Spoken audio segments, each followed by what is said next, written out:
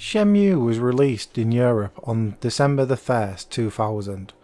To understand why this game has such a cult following and is held in high regard by its fans, comes down to a few factors that we're going to take a look at. Shenmue is a high-budget video game masterpiece by Yu Suzuki and the Sega AM2 team that started life on the Saturn, originally conceived as Virtual Fighter RPG. Its long production time meant that the game never reached the Saturn, but the project was carried over to the Sega Dreamcast. I played Shenmue in 2001 after the launch of the PS2. All the launch titles had stagnated and there was nothing else left to play for a while. Back then, the Dreamcast was on a deal for £99 with 3 games and a visual memory card. I picked that up and a copy of Shenmue. I was aware of the game. I had seen clips of it on a late night TV show called Bits on Channel 4. It never crossed my mind that what they were bragging this game could do would actually ever deliver. Now, you'll be able to live this alternative reality on your Dreamcast from the 1st of December because you won't be able to live without it. It's hard to place Shenmue into a particular type of genre. It inhabits a 3D world with free movement, but the core gameplay itself is more akin to a point-and-click adventure. You play as Ryu, a 17-year-old karate student that witnesses his father's murder by the hands of Lang Di, a mysterious Chinese grandmaster and mobster. Father! Stay back, Ryu. For the last time, where is the mirror? I've no intention of telling you. So in order for Ryu to embark on his revenge epic, he needs to piece together information and clues he gets from the local people around Shibuya in Yokosuka, Japan in 1986.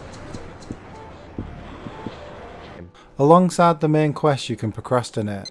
You can gamble on slot machines and play darts, but best of all, inside the town there is a full video games arcade where you can play arcade emulated classics of Super Hang-On and Space Harrier, as well as this other machine sat in the corner called Excite QTE.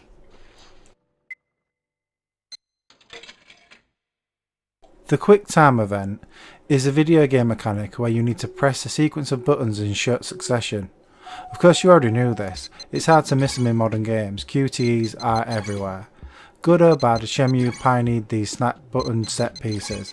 Its influence in this regard can be seen in nearly every game that has come out in the last 15 years. When was the last time you played a game without a QTE? The seriousness of the game's plot, happening alongside all the mundane everyday stuff Ryu can get up to, gives the game world a sense of authenticity. This is reinforced in the story that unfolds using Chinese folklore and myth. Could you read it for me? Yes, of course.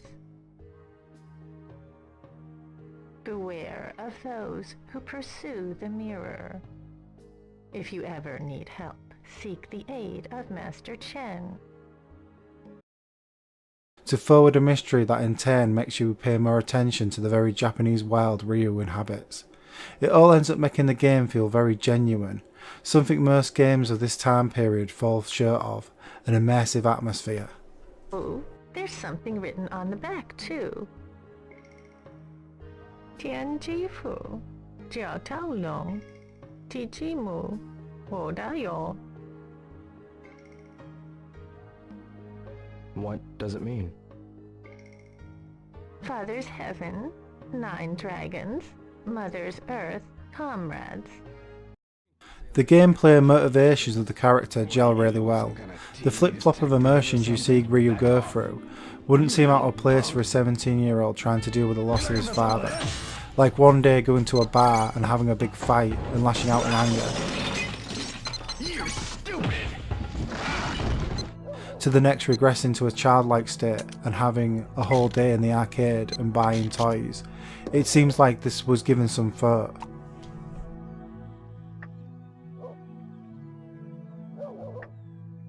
This is cool.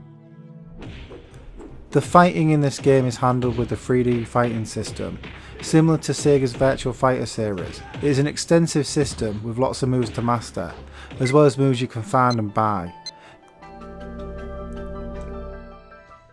This game is every Sega fanboy's dream, with plenty of Easter eggs on offer. There is even a Sega Saturn in Ryo's home that you can use to play the arcade games Super Hang-On and Space Harrier on. All you need to do is win a winning can from the vending machines and exchange it for a ticket at the shops to have a chance of winning them. Great, I won.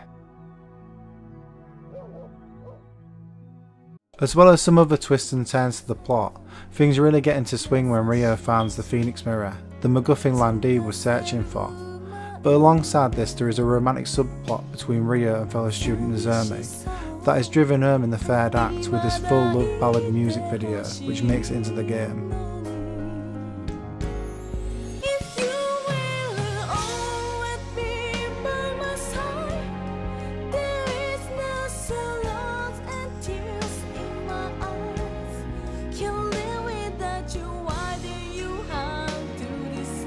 As well as some great comedic moments, intentional or not. Fuxan.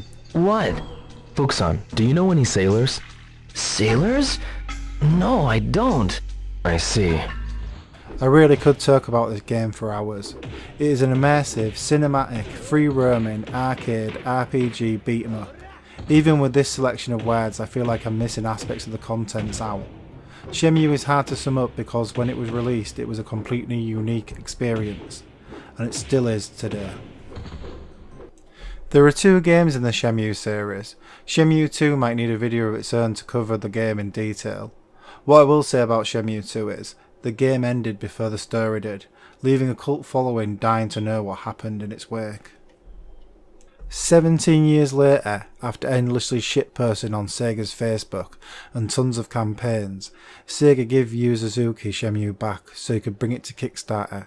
It went way beyond its 2 million target they set, and finally, after sitting through all those E3s thinking just maybe, we are finally getting a third game in December 2017. Shenmue 1 goes for about £35 to £50 on eBay. If you do not want to shell out the cash for that, there is emulation options out there, or for the price of 4 CDRs you can play it on the original hardware.